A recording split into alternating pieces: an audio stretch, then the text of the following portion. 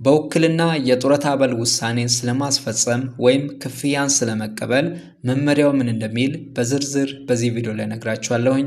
ተከታተሉኝ። የጡረታ አበል በውክልና ስለሚወሰንበትና ስለሚከፈልበት ሁኔታ መመሪያው ያስቀመጣቸው አሳማኝና ተቀባይነት ያላቸው በተጨማሪም ከማስረጃዎች ጋር መቅረብ ያለባቸው ምክንያቶች የሚከተሉት ናቸው።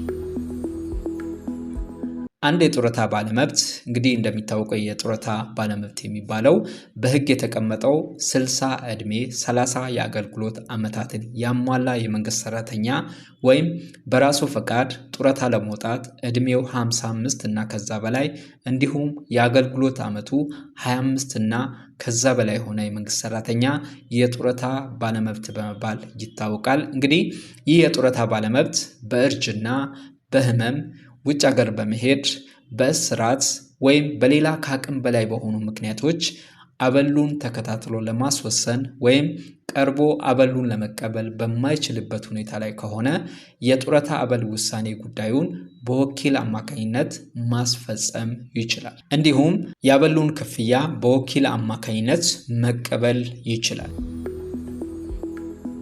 የውክልና አፈጻጸም ሂደቱን በተመለከተ ባለመብቱ ከላይ ከተገለጹት ምክንያቶች በአንዱ የጡረታ አበሉን በአካል ቀርቦ ለማስወሰን ወይም ክፍያውን ለመቀበል የማይችል ከሆነ በወኪል አማካኝነት ማስፈጸምና አበሉን መቀበል ይችላል። ይህ ውክልና የሚፈጸመው በአስተዳደሩ ዋና ጽሕፈት ቤት፣ በሪጅን ጽሕፈት ቤቶች፣ በቅርንጫፍ ጽሕፈት ቤቶች፣ በመስክ ጽሕፈት ቤቶች ወይም እንደየሁኔታው በክፍያ ጣቢያዎች በኩል ይሆናል። ሆኖም የሚከተሉት ቅድመ ሁኔታዎች ተፈጻሚ ይሆናሉ። ማለትም የሚፈጸመው ውክልና ተቀባይነት ኖሮት ተፈጻሚ እንዲደረግ እነዚህ ቅድመ ሁኔታዎች ሊኖሩ ይገባል። አንደኛ፣ ውክልና ሰጥቶ ወደ ውጭ ሀገር ከሄደ ባለመብቱ ውክልና ለመስጠት ስልጣን በተሰጠው አካል አማካኝነት ውክልና ሰጥቶ ወደ ውጭ ሀገር ከሄደ በኋላ የውክልና ማስረጃ ሲቀርብ ተቀባይነት ይኖረዋል።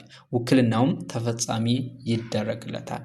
ሁለተኛ፣ ውክልና ሳይሰጥ ወደ ውጭ ሀገር ከሄደ ባለመብቱ ውክልና ሳይሰጥ ወደ ውጭ ሀገር ከሄደ በኋላ በሚኖርበት ሀገር የኢትዮጵያ ኤምባሲ ወይም ቆንስላ ጽሕፈት ቤት ውክልና ሰጥቶ ማስረጃውን ሲያቀርብ ተቀባይነት ይኖረዋል።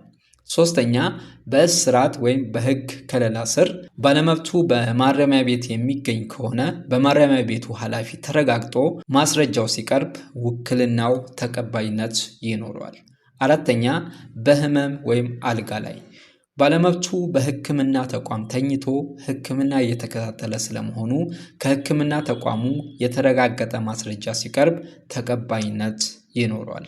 አምስተኛ፣ ከአስተዳደሩ ርቀው የሚገኙ ባለመብቶች ከአስተዳደሩ ቅርንጫፍ ጽሕፈት ቤቶች ርቀው በሚገኙ ወረዳዎች ነዋሪ ለሆኑና በጤና ጉለት ወይም በእርጅና ምክንያት አበላቸውን በየወሩ ቀርቦ ለመቀበል ላልቻሉ ባለመብቶች በሚኖሩበት አካባቢ ውክልና ለመስጠት ስልጣን ባለው አካል የተፈጸመ የውክልና ማስረጃ ሲቀርብ ተቀባይነት ይኖረዋል።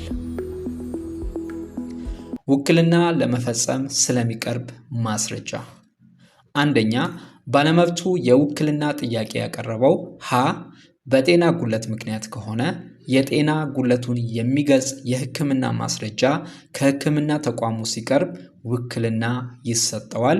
ለ ወደ ውጭ ሀገር በመሄድ ምክንያት ከሆነ የባለመብቱ ፓስፖርትና መግቢያ ቪዛ ፎቶኮፒ ሲቀርብ ውክልና ይሰጠዋል። ሐመርሃ በመታሰሩ ምክንያት ከሆነ ከማረሚያ ቤቱ የተሰጠው ማስረጃ ሲቀርብ ውክልና ይሰጠዋል።